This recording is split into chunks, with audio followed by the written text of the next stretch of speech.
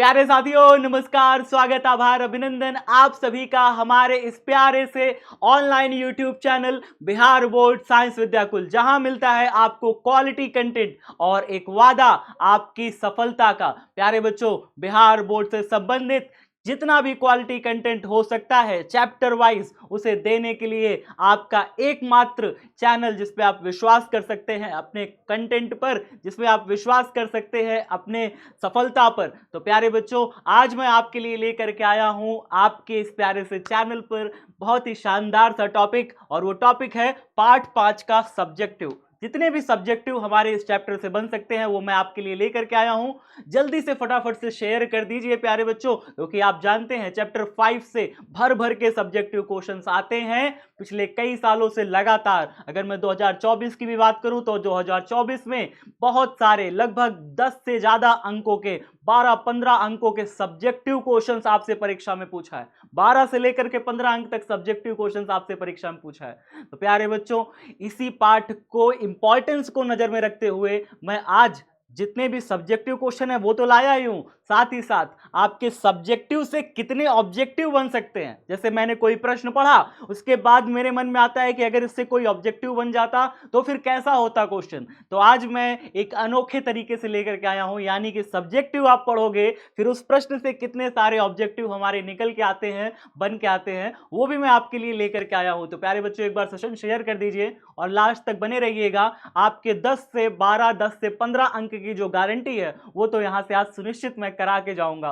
तो प्यारे बच्चों, एक बार सेशन शेयर करिए और लास्ट तक बने रहना आपकी जिम्मेदारी है। और अगर आप चैनल पे नए हैं तो फिर चैनल को लाइक कर दीजिए, सब्सक्राइब कर दीजिए, और अगर आप पुराने बच्चे हैं तो शेयर कर दीजिए अपने सारे दोस्तों, मित्रों, साथियों को। चलिए फिर स्टार्ट करते हैं आपके लिए आपकी शानदार सी, अमेजिंग सी फिजिक्स की क्लास। पहला क्वेश्चन की अगर मैं बात करूं तो पहला क्वेश्चन है, एक छोटे छड़ चुंबक की अक्षीय और निरक्षीय स्थिति को समझाएं। 2022 और 2020 में लगातार क्वेश्चन पूछा हुआ है। आप इस क्वेश्चन को देख पा रहे हैं, अच्छा क्वेश्चन है।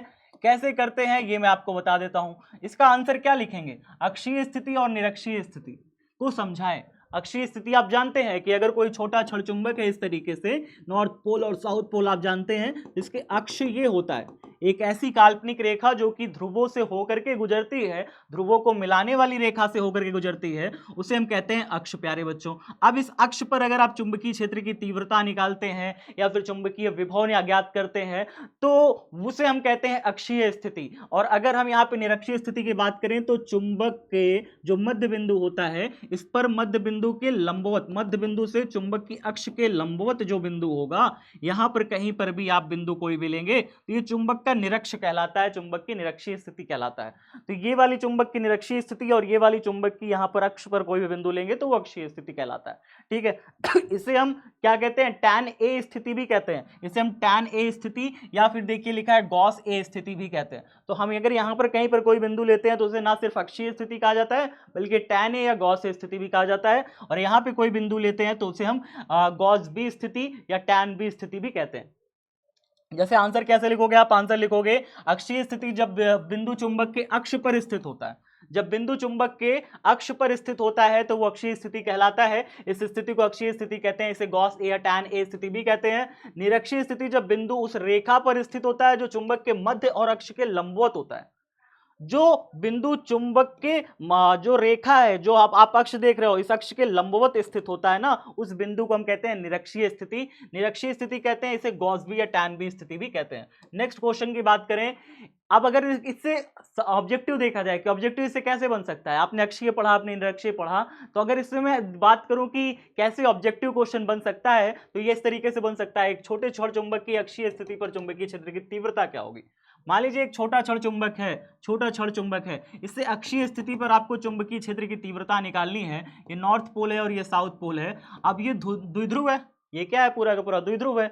अब इसे अक्षीय स्थिति में मतलब केंद्र से r दूरी पर अगर आप चुंबकीय क्षेत्र की तीव्रता की बात करेंगे तो आपका आएगा b बराबर म्यू नॉट अपॉन में 4 पाई, और यहाँ पर इसका 2m, m यहाँ पर चुंबकीय द्विध्रुव आघूर्ण है, और जो दूरी r आती है उसका क्यूब निकल के आएगा। ये आएगा अक्षीय स्थिति पर तीव्रता का व्यंजक। तो जो हो जाएगा हमारा 2m अपॉन में r क्यूब, ये हमारा चौथा नंबर ऑप्शन करेक्ट हो जाएगा। नेक्स्ट क्वेश्चन देखते हैं प्यारे बच्चों।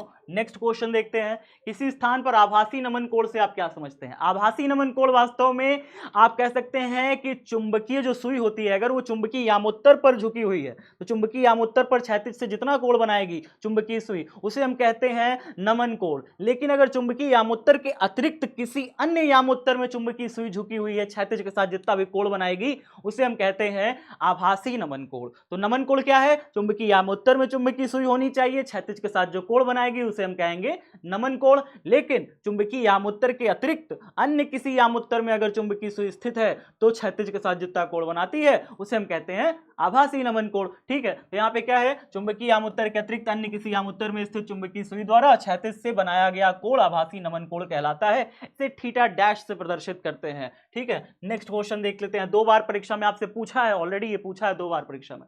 देखिए जैसे कि यहाँ पे क्वेश्चन है, पृथ्वी के पृष्ठ पर चुंबकीय क्षेत्र का मान है। 2022 में ये क्वेश्चन आया है। पृष्ठ पर चुंबकीय क्षेत्र का मान होता है 10 की घाते -5 टेस्ला, याद रखिएगा। और चुंबकीय सुई अगर आप कहीं पर लटकाते हैं, चुंबकीय सुई कहीं पर लटकाते हैं तो चुंबकीय सुई की जो डायरेक्शन होती है, चुंबकीय सुई के जो लटकने की दिशा होती है साउथ से नॉर्थ की तरफ, इसे ही यहाँ पे जो डायरेक्शन होगी चुंबकीय सुई की, इसे हम कहते हैं प्यारे बच्चों, आप उस स्थान पर चुंबकीय क्षेत्र की तीव्रता की दिशा। मान लीजिए चुंबकीय सुई इस तरीके से लटकी है तो साउथ से नॉर्थ की तरफ जो भी डायरेक्शन आप शो कर रहा होगा उस स्थान पर चुंबकीय सुई की वो डायरेक्शन उस स्थान पर चुंबकीय क्षेत्र की तीव्रता की दिशा को प्रदर्शित करेगा। ठीक है, अगर चुंबकीय सुई ऐसे है और साउथ पोल नीचे है, नॉर्थ पोल ऊपर है, तो उस स्थान पर चुंबकीय सुई जो दिशा दिखा रही है साउथ से नॉर्थ, वो ऊपर दिखा रही है, यानी कि वहां पर चुंबकीय क्षेत्र की तीव्रता की दिशा ऊपर की तरफ होगी। ठीक है, तो पृथ्वी पर किसी भी स्थान पर, पृथ्वी के पृष्ठ पर चुंबकीय क्षेत्र का मान कितना होता है? आपसे कोई पूछे तो 10 की घाते -4 टेस्ला आप बताओगे। नेक्स्ट क्वेश्चन देखते हैं। नेक्स्ट क्वेश्चन, चुंबकीय विभव की परिभाषा दीजिए। तो आसान क्वेश्चन है। चुंबकीय विभव किसी चुंबकीय क्षेत्र में इकाई उत्तरी ध्रुव को अनंत से किसी बिंदु पर लाने में, मान लीजिए कि कोई चुंबकीय क्षेत्र है, यहां पे मान लीजिए कि नॉर्थ पोल है और साउथ पोल है, यहां पर चुंबकीय क्षेत्र में नॉर्थ पोल से बल रेखाएं निकल रही हैं, तो इस तरीके से हम निकाल दे रहे हैं। ठीक है, इस तरीके से निकाल दे रहे हैं, नॉर्थ पोल से बल रेखाएं निकल दे रहे हैं। अब इसके इस पॉइंट पर कहीं पर भी आपको चुंबकीय विभव ज्ञात करना है तो अनंत से उस पॉइंट पर क्या लाना होगा? इकाई उत्तरी ध्रुव को उस बिंदु तक लाना होगा।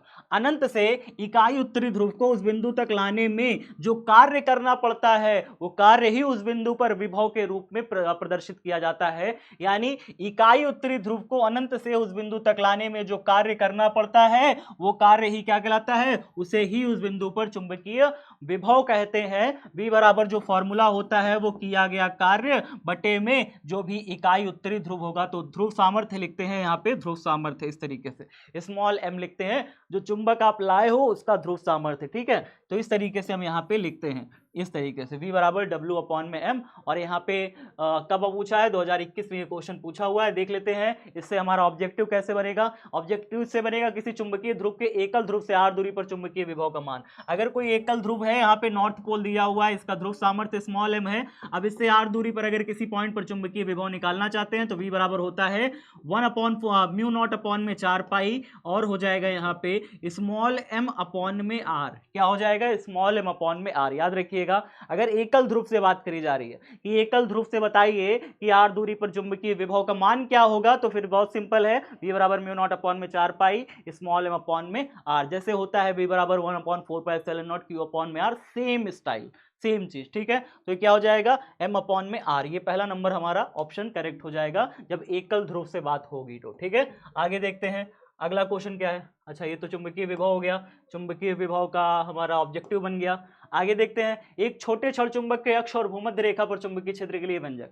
एक छोटे छड़ चुंबक के अक्ष पर, अगर एक छोटा छड़ चुंबक है, नॉर्थ पोल है, साउथ पोल है, और यहाँ पर अगर आपको इसके अक्ष पर जब आपको चुंबकीय क्षेत्र का व्यंजक लिखना होता है तो आप लिखते हो B बराबर μ0/4 पाई, और यहाँ पर इसका जो द्विध्रुव आघूर्ण है चुंबक का वो लिखते हो 2m अपॉन में लिखते हो r³। अगर केंद्र से इसका बिंदु मान लेते हो, इस बिंदु के बीच की दूरी अगर r है तो, ठीक है, क्या लिखते हो? r³ लिखोगे इस तरीके से। ये हो जाएगा एक छोटे छड़ चुंबक के अक्षीय स्थिति पर जो चुंबकीय क्षेत्र का व्यंजक होगा वो। लेकिन अगर एक कोई छोटा छड़ चुंबक है, इसके भूमध्य रेखा पर, जैसे यहाँ पे कह रहा है ना भूमध्य रेखा पर चुंबकीय क्षेत्र B के लिए व्यंजक, तो भूमध्य रेखा कहाँ होगा? नॉर्थ पोल और साउथ पोल, इसका केंद्र O हो जाएगा। अब केंद्र से r दूरी ऊपर कोई एक बिंदु P है, यहाँ पर आपको निकालने कहा जाए केंद्र से r दूरी पर यहाँ पर मतलब निरक्षीय स्थिति में अगर कोई चुंबकीय क्षेत्र की तीव्रता पूछे तो b का वैल्यू होगा b बराबर म्यू नॉट अपॉन में 4 पाई, और यहाँ पे लिखते हैं इसका चुंबकीय द्विध्रुव आघूर्ण m, और नीचे लिखेंगे जो भी ये दूरी होगी दूरी का क्यूब कर देंगे। यानी हम यहाँ से ज्ञात कर सकते हैं, यहाँ से भी हमें ये निकल के आ रहा है कि b directly proportional to 1 upon में r क्यूब होगा।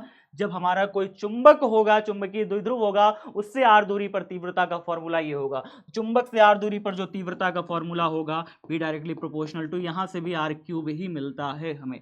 ठीक है, दोनों जगह से देखिए b नीचे r क्यूब ही है, बस अंतर बस ये है अक्षीय स्थिति में 2m हो जाएगा, निरक्षीय स्थिति में निकालिएगा तो m हो जाएगा। और m यहाँ पे क्या है, कैपिटल M चुंबकीय द्विध्रुव आघूर्ण है, याद रखिएगा। नेक्स्ट क्वेश्चन देखिए, नेक्स्ट क्वेश्चन क्या है, एक छोटे क्षण चुंबक के निरक्षीय स्थिति में चुंबकीय विभव की हुआ तीव्रता का व्यंजक क्या हो जाएगा। तो यहाँ पे एक छोटे क्षण चुंबक के निरक्षीय स्थिति में चुंबकीय क्षेत्र की तीव्रता और विभव, निरक्षीय स्थिति में चुंबकीय क्षेत्र की तीव्रता आपको मैंने बता दी कितना होता है, m अपॉन में r क्यूब होता है, और विभव जो होता है निरक्षीय स्थिति में शून्य होता है। निरक्षीय स्थिति में विभव का मान क्या होता है, शून्य होता है, याद रखिएगा। नेक्स्ट क्वेश्चन, चुंबकीय आघूर्ण को समझाइए, 2022 में क्वेश्चन पूछा है। तो चुंबकीय आघूर्ण किसी भी चुंबक का आप बहुत ही आसानी से जान सकते हैं कि मान लीजिए ये चुंबक का नॉर्थ पोल है और ये चुंबक का साउथ पोल है। चुंबक की आधी दूरी जो है L है और आधी दूरी चुंबक की L है।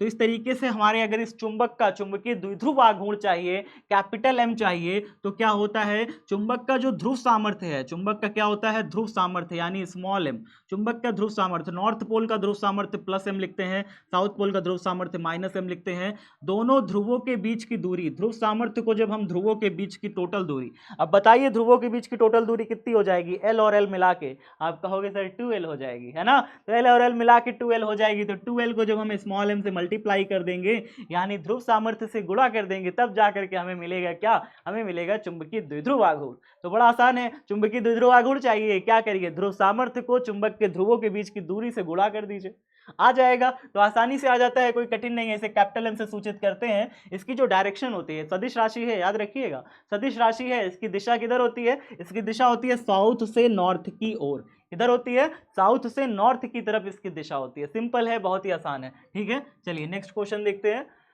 चुंबकीय आघूर्ण की दिशा किधर होती है। अच्छा, इससे क्वेश्चन इस तरीके से पूछ सकता है, दिशा किधर होती है आप बताइए। साउथ से नॉर्थ, साउथ से नॉर्थ की तरफ होता है, यानी साउथ मतलब दक्षिण और नॉर्थ मतलब क्या, नॉर्थ मतलब होता है उत्तर। तो दक्षिण से उत्तर की तरफ, दक्षिण से उत्तर की तरफ होती है। तो दक्षिण से उत्तर कहाँ जाएगा, दक्षिण से उत्तर दिशा में, ये होता है। ठीक है, साउथ से नॉर्थ की दिशा में इसकी डायरेक्शन होती है। चलिए नेक्स्ट क्वेश्चन देखते हैं। नमन कोण की परिभाषा लिखें, 2022 में पूछा था। नमन कोण आप जानते हैं, नमन कोण क्या होता है, चुंबकीय जो हमारी सुई है वो अगर चुंबकीय यामोत्तर में स्थित है किसी भी स्थान पर, तो ऐसे देखिए स्टार्टिंग कैसे करते हैं आप, स्टार्टिंग ऐसे करते हैं, पृथ्वी के किसी भी स्थान पर चुंबकीय सुई चुंबकीय यामोत्तर में स्थित है अगर, तो फिर क्षैतिज से जितना डिग्री एंगल पर झुकी होती है, जितना कोण बनाती है क्षैतिज से, उसे ही उस स्थान का नमन कोण कहते हैं। ठीक है, तो क्या लिखोगे, पृथ्वी के किसी स्थान पर चुंबकीय सुई क्षैतिज से जितना कोण बनाती है उसे, उस कोण को ही उस स्थान का नमन कोण कहते हैं। इसे थीटा से प्रदर्शित करते हैं। इस तरीके से आप लिख दोगे, 2022 में पूछा भी था।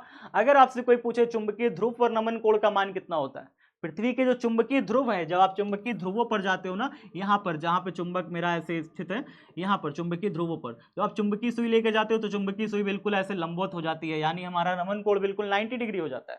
चुंबकीय ध्रुवों पर जाते हैं ना, चुंबकीय सुई बिल्कुल ऐसे स्ट्रेट हो जाती है, हमारा नमन कोण क्या हो जाता है, हमारा नमन कोण पूरा का पूरा 90 डिग्री हो जाता है। देखिए 2 बार परीक्षा में आपसे पूछा है, 19 और 21 में पूछा है। चुंबकीय आघूर्ण को परिभाषित करें, इसका एसआई मात्रक और विमा भी लिखें। तो चुंबकीय आघूर्ण तो अभी आप परिभाषित कर चुके हैं, क्या होता है चुंबकीय आघूर्ण, बताइए कमेंट बॉक्स में। चुंबकीय आघूर्ण होता है कि भैया ध्रुव सामर्थ्य और चुंबक की प्रभावी लंबाई यानी ध्रुवों के बीच की दूरी जो 2L होती है, उन दोनों को गुणा कर देते हैं, स्मॉल m और 2L दोनों को गुणा कर देते हैं, मिल जाता है चुंबक का द्विध्रुव आघूर्ण। तो चुंबक का अगर आपको द्विध्रुव आघूर्ण चाहिए तो बड़ा आसान है, चुंबक के द्विध्रुव आघूर्ण होती हेतु क्या करते हैं, नॉर्थ पोल का ध्रुव सामर्थ्य प्लस m और साउथ पोल का ध्रुव सामर्थ्य माइनस m, दोनों के बीच की दूरी होती है 2L। जब हम यहाँ पे इसका द्विध्रुव आघूर्ण कैपिटल M निकालते हैं तो ध्रुव सामर्थ्य स्मॉल m को ध्रुवों के बीच की दूरी 2L से मल्टीप्लाई कर देते हैं और हमें मिल जाता है, क्या मिल जाता है, हमें चुंबकीय द्विध्रुव आघूर्ण मिल जाता है। इसकी डायरेक्शन आप जानते हैं, साउथ पोल से होती है नॉर्थ पोल की तरफ। ठीक है, अगर इसका एसआई मात्रक की बात करें तो एसआई मात्रक एम्पियर मीटर स्क्वायर होता है और विमा होती है IL स्क्वायर, क्योंकि आई हो गई धारा की विमा और यहाँ पे L स्क्वायर हो गया क्षेत्रफल की विमा यानी कि मीटर स्क्वायर की विमा हो गई L स्क्वायर। ठीक है, इस तरीके से हमने देख लिया। चलिए देखते हैं अब इससे कि किस तरीके से क्वेश्चन इससे बन सकता है। जैसे कि एक क्वेश्चन इससे बन सकता है, पृथ्वी का चुंबकीय आघूर्ण है, पृथ्वी का चुंबकीय आघूर्ण है, 2023 में क्वेश्चन पूछ लिया था। तो पृथ्वी के चुंबकीय आघूर्ण से कैसा क्वेश्चन बनाओगे बताओ। तो पृथ्वी का चुंबकीय आघूर्ण 8 × 10⁻22 जूल प्रति टेस्ला। एक चीज और जान लीजिए, चुंबकीय आघूर्ण का जो मात्रक होता है ना, कई मात्रक इसके निकल के आते हैं। एक मात्रक तो आपने जान लिया एम्पियर मीटर स्क्वायर होता है, एक और होता है इसका एम्पियर मीटर स्क्वायर के अलावा भी एक होता है जूल पर टेस्ला भी होता है, जूल प्रति टेस्ला भी इसका एक मात्रक होता है। तो याद रखिएगा इसके दो मात्रक हो सकते हैं। ठीक है, एक हो सकता है एम्पियर मीटर स्क्वायर और एक हो सकता है जूल पर टेस्ला। ठीक है, चलिए तो नेक्स्ट क्वेश्चन देखते हैं। नेक्स्ट क्वेश्चन है, पृथ्वी के चुंबकीय तत्व से आप क्या समझते हैं। 2020 में पूछा था, फिर से पूछ सकता है, 2024 में पूछा था, 2024 में पूछा था, पृथ्वी के चुंबकीय तत्व, दो चुंबकीय तत्व बताइए। तो पहला तो आप बता दीजिएगा कि भैया नमन कोण के बारे में बता दीजिएगा, दिक्पात कोण के बारे में बता दीजिएगा, और तीसरा बता दीजिएगा पृथ्वी के चुंबकीय क्षेत्र के क्षैतिज घटक। तो पहला क्या बताएंगे आप, दिक्पात का कोण। क्या बताइएगा, दिक्पात का कोण। क्या होता है दिक्पात का कोण, मैंने आपको बताया था ना, दिक्पात का कोण होता है पृथ्वी के भौगोलिक यामोत्तर और चुंबकीय यामोत्तर के बीच बनने वाला जो कोण होता है उसे ही हम दिक्पात का कोण कहते हैं, एंगल ऑफ डिक्लिनेशन कहते हैं। तो एंगल ऑफ डिक्लिनेशन क्या हो जाएगा, इसे अल्फा से प्रदर्शित करते हैं। क्या होता है, किसी स्थान पर चुंबकीय यामोत्तर, भौगोलिक यामोत्तर, क्या हो जाएगा, भौगोलिक यामोत्तर और चुंबकीय यामोत्तर के बीच बनने वाला कोण। यहां पर होगा भौगोलिक यामोत्तर, लिख लीजिएगा भौगोलिक यामोत्तर, भौगोलिक यामोत्तर, क्या लिखिएगा, भौगोलिक यामोत्तर व चुंबकीय यामोत्तर के बीच, चुंबकीय यामोत्तर के बीच बनने वाला कोण उस स्थान का दिक्पात का कोण कहते हैं। ठीक है, इसे हम अल्फा से प्रदर्शित करते हैं। नेक्स्ट को क्या बताइएगा आप, दूसरा क्या बताइएगा, नमन कोण। क्या बताइएगा, नमन कोण। नमन कोण क्या होता है, किसी स्थान पर चुंबकीय यामोत्तर में स्थित चुंबकीय सुई क्षैतिज से जो कोण बनाती है उसे ही हम कहते हैं, उस बिंदु पर उस स्थान का नमन कोण कहते हैं। ठीक है, तो सिंपल है, किसी स्थान पर पृथ्वी के चुंबकीय क्षेत्र की कुल तीव्रता के दिशा तथा चुंबकीय यामोत्तर में क्षैतिज रेखा के बीच बनने वाला कोण क्या कहलाता है, नमन कोण कहलाता है। आसान है, मतलब आप इस तरीके से आप कहना चाह रहे हैं कि भाई साहब जो चुंबकीय सुई है ना, जो चुंबकीय सुई है वो ऐसे लटकी हुई है, ऐसे लटकी हुई है चुंबकीय सुई, ऐसे लटकी हुई है चुंबकीय सुई, चुंबकीय सुई ना इधर तरफ टेंड है, इस दिशा में ऐसे झुकी हुई है। तो इसका मतलब यहाँ पर जो चुंबकीय क्षेत्र की तीव्रता है ना, इसकी दिशा इधर है, चुंबकीय क्षेत्र की तीव्रता की दिशा इधर है और क्षैतिज इधर है, क्षैतिज ये है। तो क्षैतिज के साथ जितना एंगल पर ये चुंबकीय सुई झुकी हुई है इसे ही हम कहते हैं प्यारे बच्चों, उस स्थान पर, उस बिंदु पर नमन कोण कहते हैं। क्या कहेंगे, एंगल ऑफ डिप, इंग्लिश में इसे कहते हैं एंगल ऑफ डिप। ठीक है, तो ये हमारा डिप एंगल भी कहते हैं, एंगल ऑफ डिप भी कहते हैं, थीटा से प्रदर्शित करते हैं। ठीक है, सिंपल सा आंसर है, आप चाहे जैसे लिख लीजिए। नमन कोण एग्जामिनर का फेवरेट है, बार बार पूछता है तो याद कर लीजिएगा, आता है। ठीक है, चलिए आगे देख रहा है, पृथ्वी के चुंबकीय क्षेत्र का क्षैतिज घटक क्या कहलाता है, horizontal component of earth's magnetic field. बहुत आसान है, कैसे निकालेंगे भाई, देखिए आप इसका पहले तो डायग्राम बनाइएगा इस तरीके से। क्या बनाइएगा, डायग्राम, कि भाई यहाँ पे ना ऐसे चुंबकीय सुई ऐसे मैंने लटका दी, ऐसे चुंबकीय सुई ऐसे लटका दी, ये चुंबकीय सुई लटका दी। अब यहाँ पर चुंबकीय क्षेत्र की तीव्रता की दिशा BE की डायरेक्शन तो इधर हो गई है ना। यहाँ पे अगर मैं साउथ पोल कर दूं, इधर नॉर्थ पोल कर दूं, तो आप समझ गए कि साउथ पोल से नॉर्थ पोल की जो डायरेक्शन होगी वो उस बिंदु पर चुंबकीय क्षेत्र की तीव्रता की दिशा दर्शाएगी, बी की डायरेक्शन दर्शाएगी। अब यहाँ पर ना मैं एक खींच लेता हूँ, क्या खींच लेता हूँ, एक हम यहाँ पे भौगोलिक यामोत्तर खींच लेंगे, एक चुंबकीय यामोत्तर। तो इस तरीके से हमने एक चुंबकीय यामोत्तर खींच लिया। देखिए हमने क्या खींच लिया, ये चुंबकीय यामोत्तर है, चुंबकीय यामोत्तर। तो चुंबकीय सुई हमारी चुंबकीय यामोत्तर में हम ये मान के चल रहे हैं, और यहाँ पे हम एक भौगोलिक यामोत्तर भी खींच ले रहे हैं। इस तरीके से हमने देखिए भौगोलिक यामोत्तर खींच लिया। तो भौगोलिक यामोत्तर और चुंबकीय यामोत्तर के बीच में अल्फा बन रहा है एंगल, है ना, ये हमने बना दिया। अच्छा ठीक है, और यहाँ पर जो एंगल बन रहा है, चुंबकीय सुई जो बना रही है वो थीटा है। ठीक है, अब अगर मैं BE का इस दिशा में घटक लूंगा, इस डायरेक्शन में घटक, जैसे कि मैं यहाँ पे आपको दिखाता हूँ, BE का अगर आप ये जो पृथ्वी के चुंबकीय क्षेत्र की दिशा है ना, इसका आप क्षैतिज दिशा में जो घटक लेंगे, क्षैतिज दिशा में जो घटक लेंगे, ये कहलाता है BE cos थीटा। इसे हम BH से प्रदर्शित करते हैं। और अगर आप इसे ऊर्ध्व दिशा में घटक लेंगे इसका, तो ये कहलाएगा BE sin थीटा, और इसे हम BV से प्रदर्शित करते हैं। किससे, BV से प्रदर्शित करते हैं। ये सब चीजें मैंने आपको क्लास में ऑलरेडी भू चुंबकत्व वाले लेक्चर में करा दी है, आप देखिएगा मजा आ जाएगा गारंटी के साथ। चलिए देखते हैं अगला, हमारा ये बात आप समझ चुके हैं, पृथ्वी के चुंबकीय क्षेत्र का जो क्षैतिज घटक है उसे ही हम पृथ्वी के चुंबकीय क्षेत्र का क्षैतिज घटक कहते हैं। सिंपल सी बात है, इसे BH से प्रदर्शित करते हैं। BH cos थीटा जो होता है यही हमारा क्या कहलाता है, यही हमारा पृथ्वी के चुंबकीय क्षेत्र का, सॉरी यहाँ पे BE cos थीटा BH कहलाएगा। BH क्या है, BE cos थीटा हमारा BH कहलाता है। ठीक है, इस तरीके से। चलिए नेक्स्ट देखते हैं, नेक्स्ट क्वेश्चन हमारा क्या है। नेक्स्ट क्वेश्चन, पृथ्वी प्रतिचुंबकीय पदार्थ के 2 गुण लिखिए, 2020 में पूछा था। प्रतिचुंबकीय पदार्थों के 2 गुण, तो प्यारे बच्चों आप जानते हैं प्रतिचुंबकीय पदार्थ कमजोर चुंबकीय प्रकृति रखता है, कमजोर चुंबकीय प्रकृति रखता है, इसकी चुंबकीय प्रकृति कमजोर होती है। दूसरा चीज क्या है, प्रतिचुंबकीय पदार्थ में सभी इलेक्ट्रॉनों का जोड़ा होता है, सारे इलेक्ट्रॉनों का जोड़ा होता है, माने सम संख्या में होते हैं। जब सम संख्या में होते हैं तो इनको चुंबकित करना आसान नहीं होता। चुंबकीय पदार्थ रखते हैं तो ये चुंबकीय क्षेत्र के विपरीत चुंबकित होते हैं, अर्थात प्रतिकर्षित होते हैं। अगर इसे आप असमान चुंबकीय क्षेत्र में रखते हैं, एक समान नहीं बल्कि असमान चुंबकीय क्षेत्र में रखते हैं, तो फिर ये होता क्या है कि जहां पे ज्यादा चुंबकीय क्षेत्र होता है वहां पे रखने पर ये कम चुंबकीय क्षेत्र की ओर चले जाते हैं। ठीक है, दूर चले जाते हैं, मतलब चुंबक से दूर भाग जाते हैं। इस तरीके से ये प्रतिकर्षित होते हैं प्यारे बच्चों। पहले तो ये चुंबकित हो नहीं पाते, लेकिन जब चुंबकीय क्षेत्र में रखते हैं तो फिर यहाँ पर भी चुंबकित होना इनका संभव नहीं हो पाता। ठीक है, एक की स्पीड तेज हो जाती है जब चुंबकीय आघूर्ण में ये सेट बनाते हैं, 2-2 का पेयर बनाते हैं। विषम वास्तव में वे सारे परमाणु दुनिया के जिनमें सम इलेक्ट्रॉन्स पाए जाते हैं, सम संख्या में इलेक्ट्रॉन्स पाए जाते हैं, वो प्रतिचुंबकीय पदार्थ कहलाते हैं। आपको पता है ये बात, जितने भी दुनिया भर में पदार्थ हैं अगर उनमें सम संख्या में इलेक्ट्रॉन पाए जा रहे हैं तो वो प्रतिचुंबकीय पदार्थ हैं। ठीक है, सिंपल सी बात है। अच्छा, तो उसमें क्या होता है कि सम संख्या में है तो 2-2 का सेट बना लेंगे, 2-2 का सेट बना लेंगे तो एक इस दिशा में चुंबकीय आघूर्ण उत्पन्न करेगा, दूसरा उस दिशा में चुंबकीय आघूर्ण उत्पन्न करेगा और नेट चुंबकीय आघूर्ण शून्य हो जाएगा। तो चुंबकीय क्षेत्र में रखने से पहले नेट चुंबकीय आघूर्ण शून्य हो जाता है, लेकिन जैसे ही चुंबकीय क्षेत्र में रखते हैं इसे, नेट चुंबकीय आघूर्ण अपने आप आ जाता है। कैसे आ जाएगा सर? चुंबकीय क्षेत्र में रखने पर एक जो है स्पीड तेजी से घूमने लगता है, दूसरा धीमे स्पीड कर देता है, जिसकी वजह से नेट चुंबकीय आघूर्ण पदार्थ पे आ जाता है।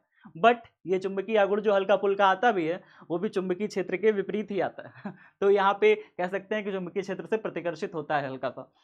सभी इलेक्ट्रॉनों का जोड़ा कमजोर होता है, इसलिए इसमें कोई स्थायी चुंबकीय आघूर्ण प्रति परमाणु नहीं बनाता है। ठीक है, चलिए नेक्स्ट क्वेश्चन देखते हैं।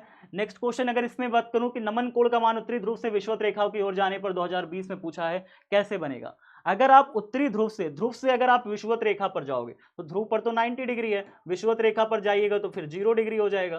तो बढ़ रहा है कि घट रहा है? तो आपका आंसर होगा क्या सर घट रहा है, तो यहाँ पे क्या होगा घटता है। बात खत्म। ठीक है, 2020 में क्वेश्चन पूछा था। नेक्स्ट क्वेश्चन, किसी स्थान पर पृथ्वी के चुंबकीय क्षेत्र का क्षैतिज घटक का मान उदग्र घटक के मान का √3 गुना है, उस स्थान पर नमन कोण का मान क्या होगा? फिर क्या कह रहा है? क्षैतिज घटक का मान उदग्र घटक के मान को, उदग्र घटक BV होता है, उदग्र घटक के मान का √3 गुना, तो √3 गुना कर दिया उदग्र घटक का, क्या हो जाएगा? क्षैतिज घटक। तो क्षैतिज, यही तो कह रहा है ना कि क्षैतिज घटक जो है उदग्र घटक का √3 गुना है।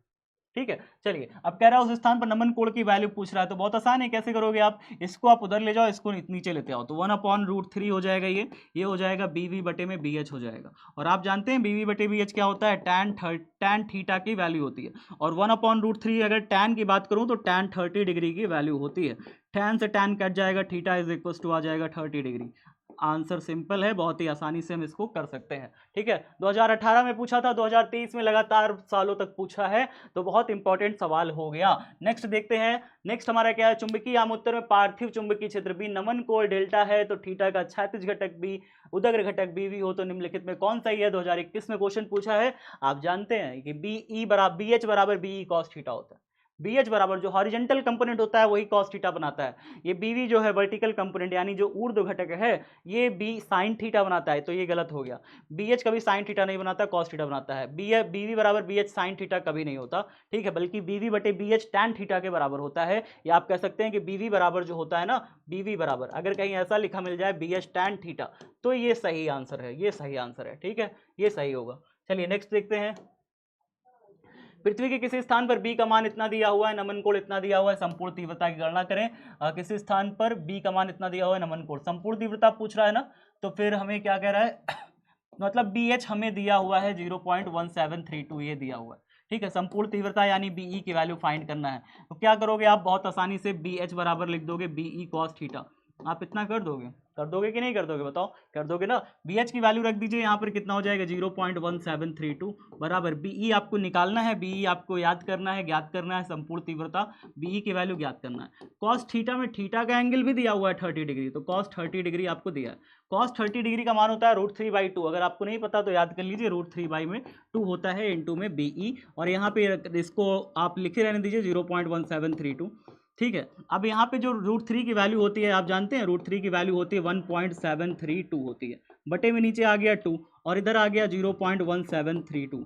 अब यहाँ से 1.732 इसको जब काटेंगे तो ये कटेगा 0 कितनी बार में कटेगा, अगर आप जानते हैं तो 0.101 बार में कटेगा, क्योंकि 1.732 गुणा है, इधर आएगा तो भाग में आएगा 1.732।